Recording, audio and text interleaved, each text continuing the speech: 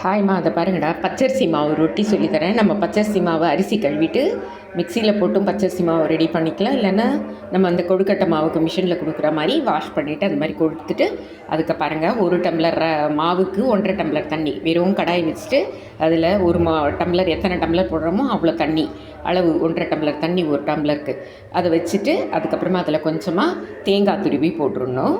அதுக்கப்புறமா தண்ணி கொதிச்சு சால்ட்டு போட்டுருங்க. அதுக்கப்புறம் தண்ணி கொதிச்சதுக்கப்புறம் இந்த பாருங்கள், இந்த மாதிரி மாவை வந்து சென்டரில் கொட்டிடுங்க. அதுக்கு மேலே ஒரு 2 ஸ்பூன் எண்ணெயை விட்டுருங்க. அவ்வளோதான். அது ஒரு 10 நிமிஷம் சிம்லேயே வச்சு கொதிக்க விடுங்க. அவ்வளோதான். கொதிச்சதுக்கப்புறமா நம்ம என்ன பண்ணணும், ஸ்டவ்வை ஆஃப் பண்ணிட்டு அதுக்கப்புறமா நம்ம இந்த மாதிரி நல்லா கிண்டி விட்டுறணும். ஓகேவா? உருண்டை இல்லாமல் பத்திரமா கிண்டி விட்டுறணும். சரிங்களா?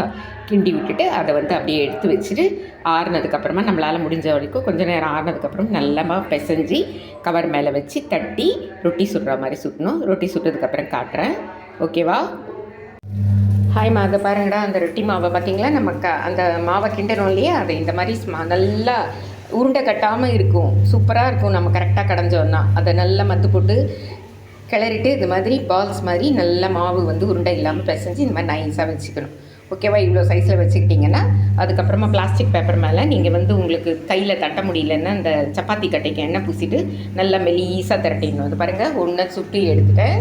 இந்த பாருங்கள், இந்த மாதிரி தோசைக்கல்லில் எண்ணெய் விட்டு 2 பக்கமும் நல்லா சிம்மில் வச்சு நம்ம ஃபஸ்ட்டு ஹார்டில் வைக்கலாம். அதுக்கப்புறமா நம்மளுக்கு ரெடிஷ் ஆனதுக்கப்புறமா திருப்பி போட்டு நம்ம இந்த மாதிரி வந்து சுட்டி எடுத்துகிட்டு சர்வ் பண்ணணும். ஓகேவா? இதுக்கு தொட்டுக்கிறதுக்கு சைட் டிஷ் என்னென்னா தேங்காய் பத்தை, தேங்காய் நிறைய, வெறும் பச்சை மிளகா போடலாம். இல்லாததுனால நான் வந்து காஞ்ச மிளகா போட்டிருக்கேன்.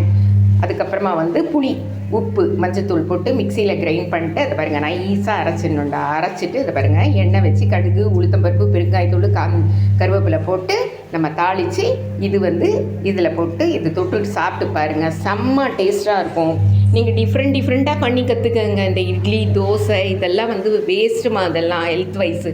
இதெல்லாம் வந்து கொஞ்சம் நீங்கள் எவ்வளோ தான் அது பண்ணுற அளவுக்கு தான் இதுவும் இருக்கும். என்ன டேஸ்ட்டாக இருக்கும் நம்மளுக்கு. செய்து பாருங்கள். லைக் பண்ணுங்கள், ஷேர் பண்ணுங்கள். பச்சரிசி மாவு ரொட்டி தேங்காய் தொகையில். ஓகேவா? லைக் பண்ணுங்கள், ஷேர் பண்ணுங்கள், சப்ஸ்கிரைப் பண்ணுங்கள். தேங்க்யூ.